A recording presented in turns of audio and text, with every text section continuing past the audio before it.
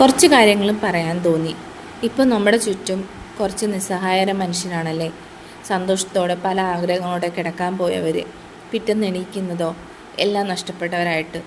ജീവൻ തന്നെ നഷ്ടപ്പെട്ടവരുണ്ട്, കുടുംബത്തെ നഷ്ടപ്പെട്ടവരുണ്ട്, കൂടപ്പിറപ്പുകളെ നഷ്ടപ്പെട്ടവരുണ്ട്, വീട് കംപ്ലീറ്റായിട്ട് നഷ്ടപ്പെട്ടവരുണ്ട്, സമ്പാദ്യങ്ങൾ നഷ്ടപ്പെട്ടവരുണ്ട്.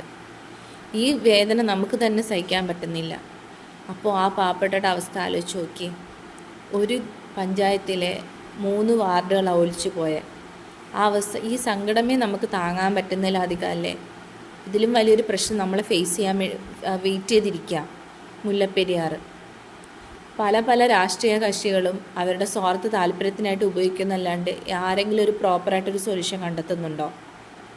ഇനി എപ്പോഴാണ് കണ്ടെത്തേണ്ടത്? എല്ലാവരും ഒലിച്ചു പോയിട്ടോ ഇല്ലെങ്കിൽ ഏറ്റവും വലിയ ദുരന്തം വന്നിട്ടോ? ഓരോ വർഷം കഴിയുന്തോറും ദുരന്തം കൂടുന്നല്ലാണ്ട് കുറയുന്നില്ല. ആരെങ്കിലും ഒന്ന്